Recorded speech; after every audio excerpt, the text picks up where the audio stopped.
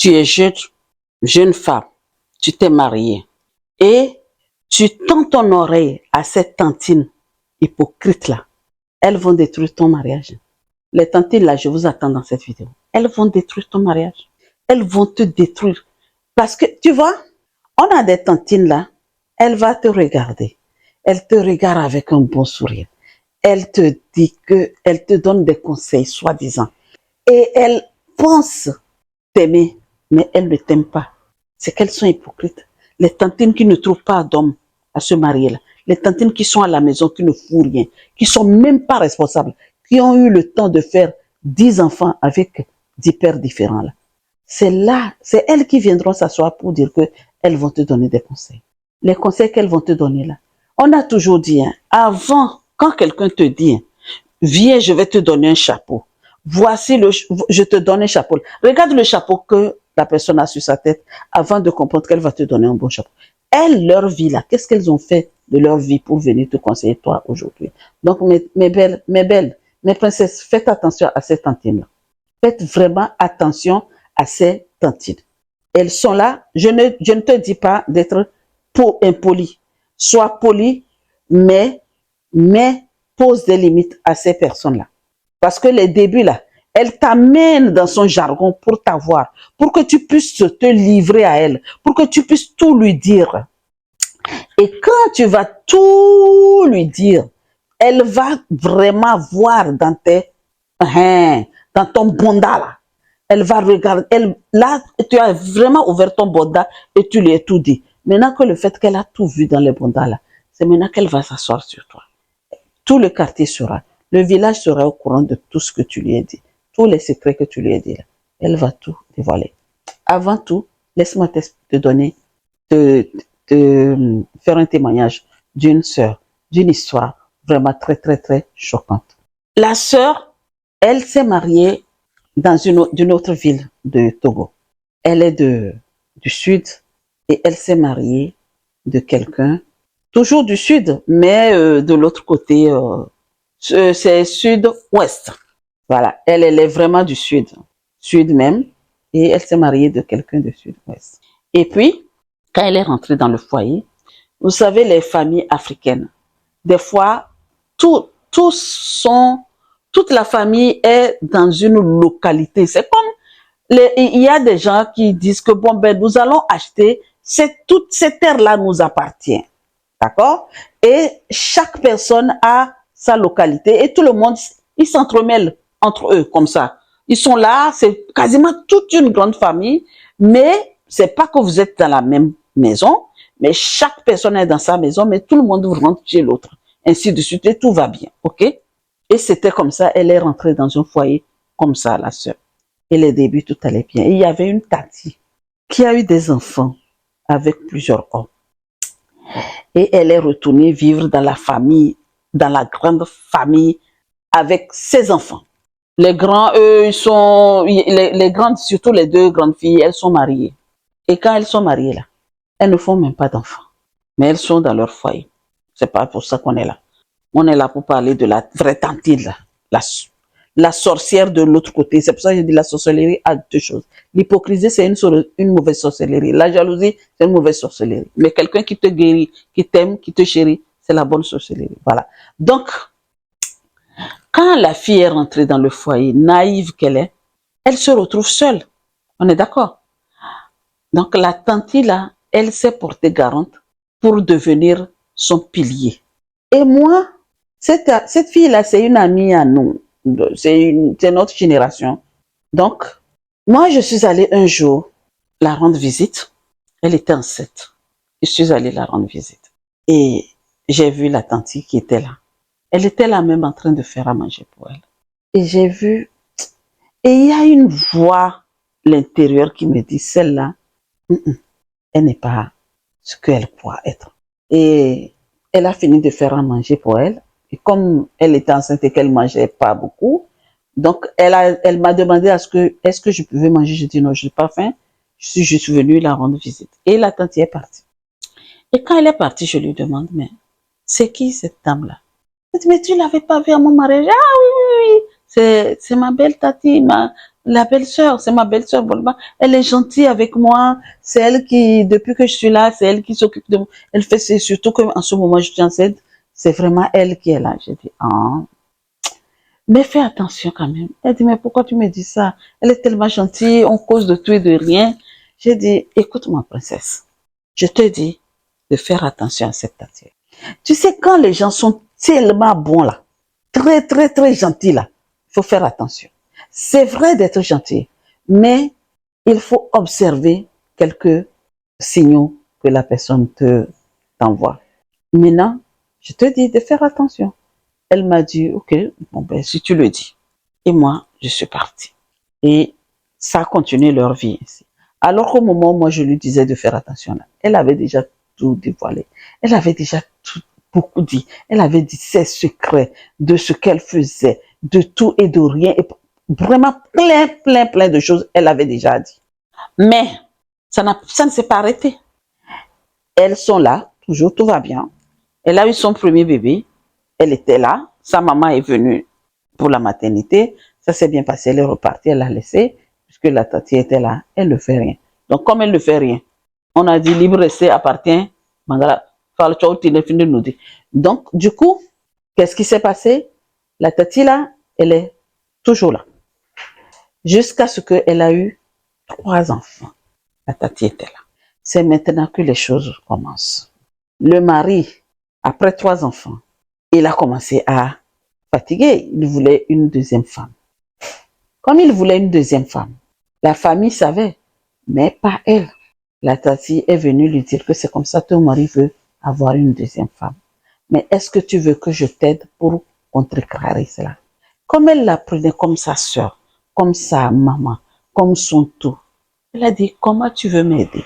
Elle dit, on va aller voir quelqu'un qui va contrecarrer ce mariage-là. Et elle a dit, non, moi je ne peux pas faire ça. Moi je vais à l'église. Notre famille, c'est l'église. On ne fait pas ça. Je ne veux pas aller voir quelqu'un. Elle a insisté. Elle a insisté.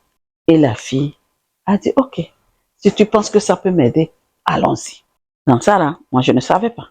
Elles sont parties. Elles sont allées faire des choses. Ça n'a pas marché. Le monsieur a quand même amené la deuxième femme à la maison. Et là, elle a commencé à déprimer. Et moi, maintenant, j'y vais. À un moment donné, on s'est revu. Je dis, ah, comment vas-tu? Qu'est-ce qu'il y a? Pourquoi tu es changé comme ça? Elle dit, tu sais, tu n'as pas appris. Hein. Mon mari a mis une deuxième femme à la maison. Ah, je dis, mais tes tatis là n'ont pas réussi à la refuser, à le refuser et tout ça, à refuser qu'est-ce qu'il fasse le. Elle dit, écoute-moi, ma soeur, tu sais pas, quand il m'a amené quelque part, ça n'a pas marché. Et maintenant, la femme est venue au foyer. J'ai dit, ah, bon, de toute façon, courage à toi. Tu as déjà 3 enfants. Ton mari t'a demandé de partir. Elle a dit non.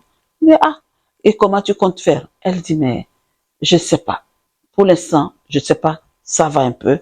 Et nous a partagé. Moi, je vis là. Et il y a une autre partie où elle vit. On ne se voit pas tellement. Mais elle est en ce moment enceinte pour faire un enfant. Ok. Maintenant, la tante hypocrite là, comme l'autre est venue là, c'est devenu sa meilleure amie. Parce qu'elle s'est rabattue sur l'autre. Et c'est là que elle a pris tous les secrets de l'autre là. Elle a dit à la nouvelle. Elle a mis la zizanie dans le foyer. Et ça c'est, mais mon Dieu, c'est devenu une grosse histoire de ce qu'elle lui a dit quand elle était jeune. L'autre savait et elle a raconté à son mari de tout ce qu'elle a fait, de ce qu'elle est partie pour faire tout ce qui est en son pouvoir pour que l'autre ne rentre pas dans le foyer. L'autre est au courant. La tati là, a tout mélangé. Quand elle a tout mélangé, là, c'est là qu'elle a quitté la ville là, pour aller dans une autre ville. Et les autres sont en train de se manger. Donc, je te donne ce témoignage-là. Il y en a plein comme ça. Pour que tu saches que quand tu rentres dans un foyer, là, tu n'as pas affaire à cette tati. Non. Tu as affaire à ton mari. C'est lui ton partenaire. C'est lui ton frère. C'est lui ton compagnon. Oui, ta belle famille, tu dois les aimer, tu dois les respecter. Il n'y a pas de souci. Ça, c'est normal. Mais il faut que tu fasses tout ce qui est en ton pouvoir pour garder tes secrets secrètement. Oui, ça se dit non. Tes secrets secrètement. Parce que elles sont là dès le début pour te faire croire qu'elle est avec toi. Elles sont, oui, elles vont te faire croire tout ce que tu veux. Et toi, si tu n'as pas un esprit de discernement, tu vas tomber dans le panneau. Et quand tu vas tomber dans le panneau là, et bien après, ta vie, c'est quelque chose. Figurez-vous que cette fille-là, la première dame là, qui était dans le foyer là, le monsieur a divorcé après. Parce qu'il s'est passé trop de choses. Tout ce que tu as dit, les fourments, tout ce qu'elle a fait là, le monsieur a demandé à la fille de partir. Que si elle a réussi pour aller voir les marabouts, c'est comme ça qu'elle pourra faire quelque chose pour le tuer. Donc, elle n'est pas partie. Elle est partie du foyer. Elle est partie du foyer. Donc, ce que je vous dis là, la fille est toujours là avec ses 3 ans. Les enfants sont grands. Merci, Dieu merci. C'est notre génération, les enfants sont grands. Elle a refait sa vie. Très bien, tout va bien. Mais elle a appris la leçon.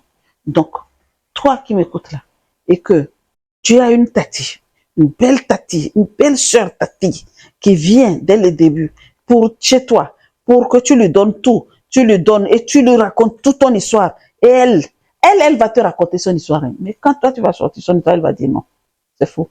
Qu'est-ce qui prouve qu'effectivement elle t'a dit ça? Elles sont futées, donc fais très très attention. Je ne te demande pas de les dérespecter. Il faut les respecter, mais aie confiance en toi. D'accord? Garde ton histoire pour toi. Ne raconte vraiment pas ton histoire. Mais quelle est cette histoire d'aller raconter ce que tu es à ta belle famille? Ta belle famille n'est pas ta propre famille. Hein. Attention. Pourquoi tu dois aller raconter ton histoire à ta belle famille? Mais si ta bouche te gratte à raconter, mais cherche une autre personne, quelque part, où tu vas voir quelqu'un de ta famille pour lui raconter. Pour lui dire tout ce qui ne va pas. Ta belle famille. On a dit, hein, la famille là, ça reste toujours la famille. Comme dit, toi tu es une pièce rapportée. On a rapporté une pièce. Donc, c'est pas toi qui va soit diviser la famille, soit associer, les arranger. Au contraire, non, je me suis mal prise là. Tu n'es pas là pour diviser la famille, si c'est le cas.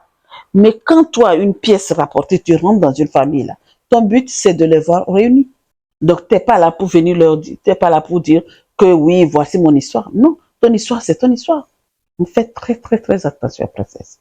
Faites très, très attention. Voilà. Voilà cette vidéo. Je m'arrête là. Je ne veux pas continuer. Je ne veux pas qu'elle soit trop longue. C'est pour ça que je te dis, reste poli et ferme. Garde tes secrets pour toi-même. Ne cherche vraiment pas à raconter quoi que ce soit. Et aie un esprit de quoi? De discernement. Discerne tout ce qui se passe autour de toi. Ne laisse vraiment pas cette tati-là te voler ta joie sous prétexte qu'elles sont sages, elles sont là pour t'aider. Crée ton propre chemin, s'il te plaît, princesse. S'il te plaît. Et rappelle-toi, brille, même si tout va mal. Ne dis rien à personne. Avance, même si les choses se murmurent derrière ton dos. Continue à avancer. Ne regarde ni de derrière, peu importe. Vis ta vie. Vis parce que ta vie ne doit jamais être une vengeance ou quoi que ce soit. Ta vie, elle est importante. Elle est primordiale. Donc, princesse, voilà. Prends ton armure. Armure-toi. Armure-toi de la patience. Ne dis rien, surtout ne parle pas. Ne dis rien à cet acte-là. Sinon, en tout cas, c'est toi. Si tu penses que aller raconter ton histoire à tes tatis, que ça va te faire du bien après souffrir, c'est toi qui vois. Donc, accroche-toi fortement à ta vie et non celle des autres. Sur ce, je vous dis à très vite. Mais non, tiens, princesse, ce que j'ai raconté de cette vidéo-là, surtout l'histoire de la sœur, là, si tu te reconnais là-dedans, écris-nous dans les commentaires. Si tu te reconnais que tu t'en es sorti, écris-nous comment tu as fait pour t'en sortir. Parce que cette princesse-là, elle n'a pas réussi à s'en sortir. Du coup, il y a eu le divorce. Elle est partie. D'accord? Mais toi qui vis là, dedans, aujourd'hui, en ce moment, et tu ne sais pas comment faire pour t'en sortir, qu'est-ce que tu dois faire? Il y a beaucoup de choses à faire. Il y aura un cheminement à faire pour que tu ramènes à ton mari, tu ramènes la confiance qu'il avait avec toi que cette confiance-là revienne. Donc, écris-nous dans les commentaires que tu as besoin d'aide. Tu prends un appel, j'aurai 30 minutes d'écoute pour toi, pour te donner quelques astuces de ce que tu peux faire. Sur ce, je te souhaite une très belle journée. Je ne sais pas à l'heure où tu regardes cette vidéo, mais agréable journée ou bonne soirée. Par contre, n'oublie pas quelque chose si tu n'as pas encore fait. Abonne-toi, clique sur la cloche de notification, aime, partage et à très vite. Merci. Princesse.